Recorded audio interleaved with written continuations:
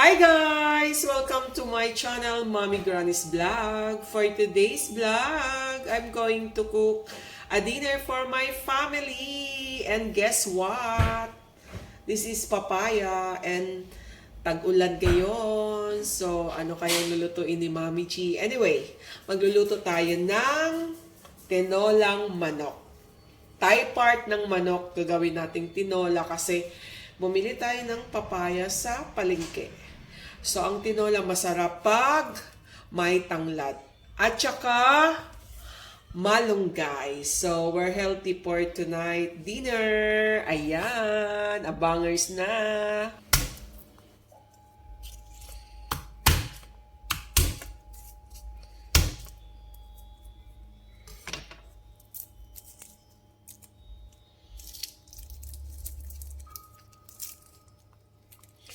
Three cloves of garlic ang gagawin natin. And of course, 1 piece of onions.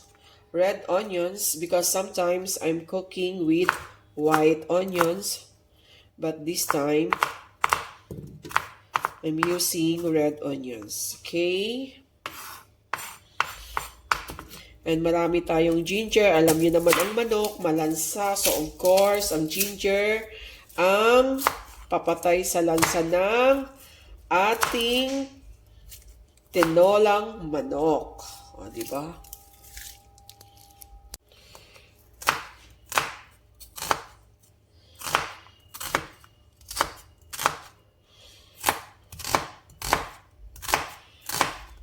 Okay.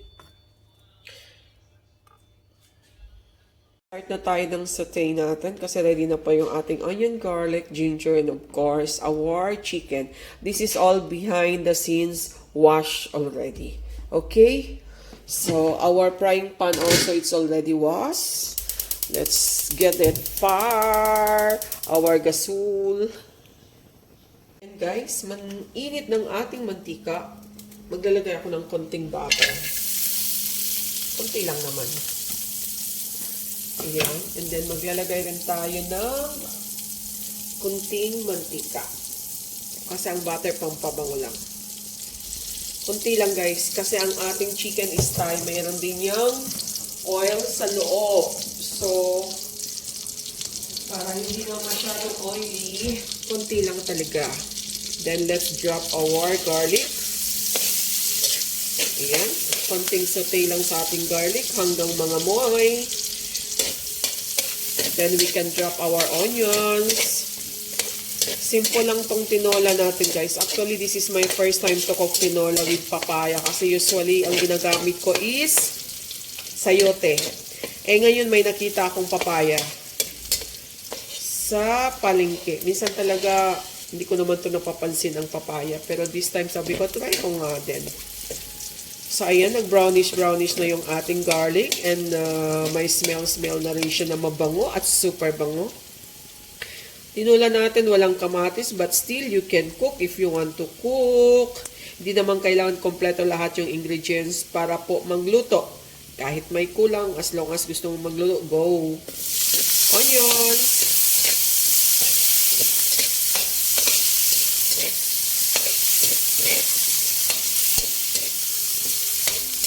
Ayan, ang ating onions.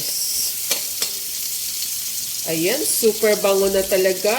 Alam nyo ba na onions with garlic lang mabango na? Lagyan mo ng itlog, ulam na.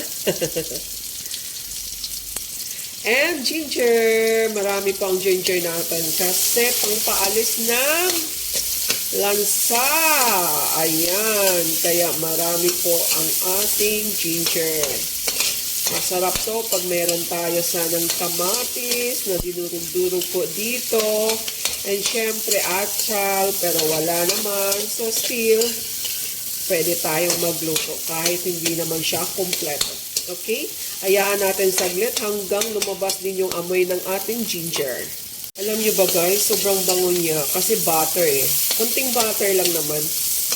Pangkalasa talaga siya rin ang butter. So, ayan na, amoy na.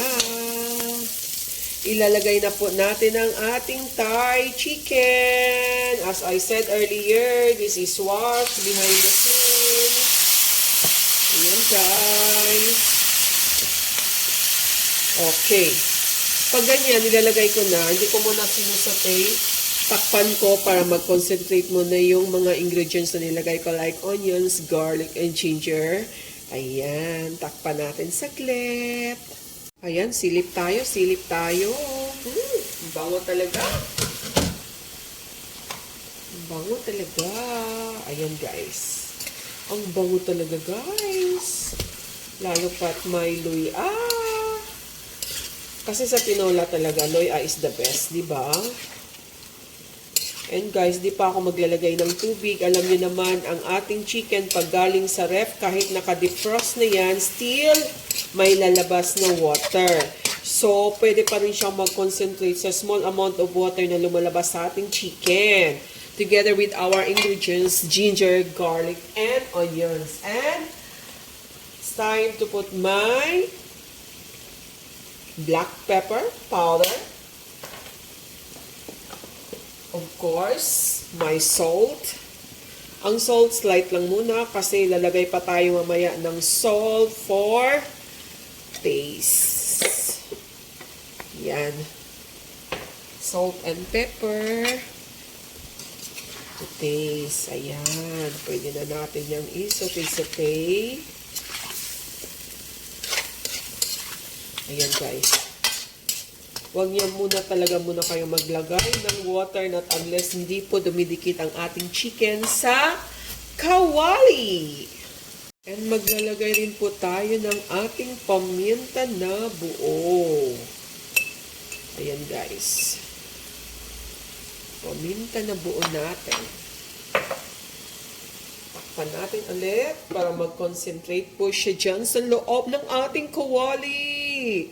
Para sipsipin niya po ang lasa ng mga onions, garlic, at ginger with salt and pepper. Guys, binuksan ko yung papaya natin. Parang hinog na. Then I asked Daddy, pwede pa rin daw naman isaw. Okay, pwede pa? Okay. Gahi man siya. Opo. Crunchy ba? Crunchy. So, you want to eat? I'll share you some. Oo. Okay. So, si Daddy kasi expert sa papaya. Kaya tinanong ko kasi di ko talaga alam yung papaya. First time ko nga magluto talaga ng tinola with papaya. Usually sayote lang ako. Ano? Hindi na pwedeng isahog sa papaya? Matamis. Matamis na raw yung aking ano, guys. O yan, no, tinikman ni Daddy. Matamis na daw. So, kainin na lang. Di na natin isahog sa tinola. So, this is tinola without papaya na lang ulit. May sayote pa ako. Sayote na nilagay ko. Okay. Silip tayo, guys. Ayan. Ayan, guys. Okay. Dumidikit-dikit na siya. So, it's time to add water. I'm going to add water. Water muna. Kunti na water. Ayan.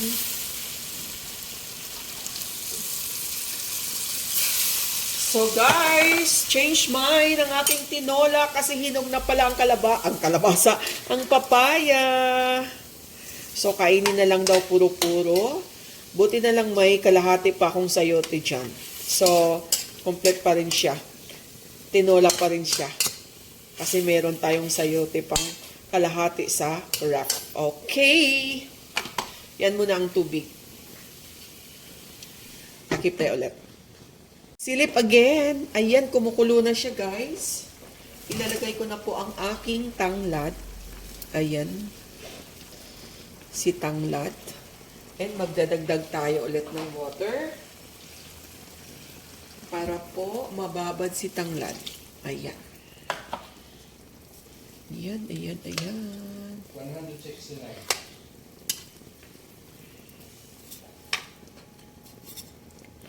Okay.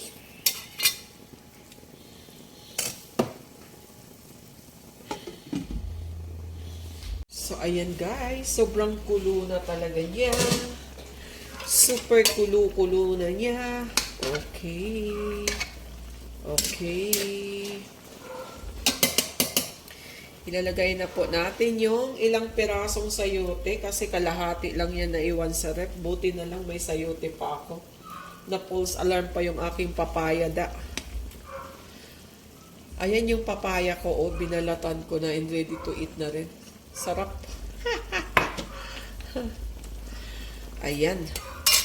Takpan natin ulit yan. Konting ano na lang to, kembot at luto na.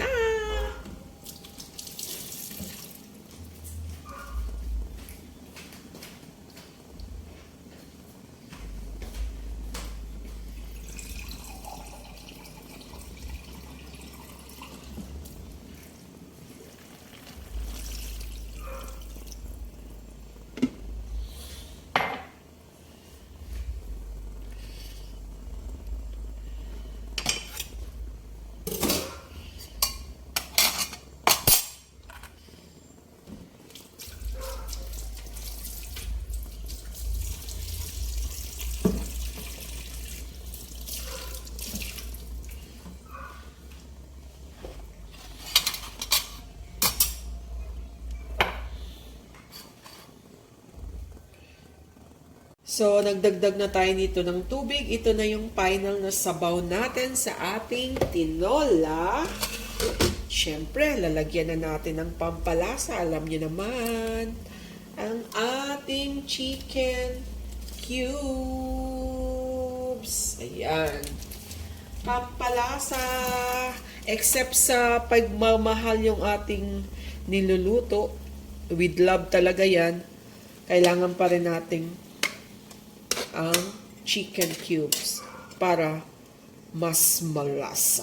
Ayan, diba? So, konting kulo na lang guys. And tamang-tama, luto na rin yung ating sayote. And then we will drop the malunggay. And that's the final. Siyempre, konting tikim, kung okay na or needed pa ba ng ating salt. Okay, pakuluan natin yan. Oh, sobrang kulo na niya. Ayan. At luto na rin ang ating sayote. So, it's time to taste. Tikman natin.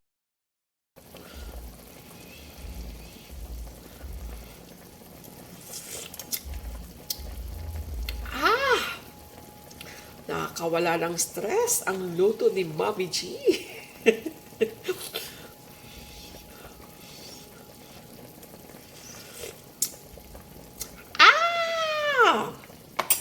Trust lang talaga tayo sa Knorr Cubes. Chicken flavor.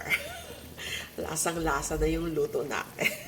Lalagay na po ang ating final na gulay, si malunggay. Guys, paglagay nito, papatayin ko na kaagad yung apoy kasi pangit po pag sobrang luto yung ating malunggay at mapait. Okay. Yan, patay na yung gasol natin. Yan. Ready to eat na tayo, guys. Ayan na ang ating tinolang manok. Ayan. Ayan pa, guys. Ayan pa talaga. Ayan pa talaga. Kainan na. Ayan guys, kainan na. Let's eat. Yummy ulam for maulan. Ayan. Thank you so much for watching. And please do like, subscribe, and comment. And hit all the notification bell below so that you will be updated on my next video. Thank you. Bye-bye. Mama.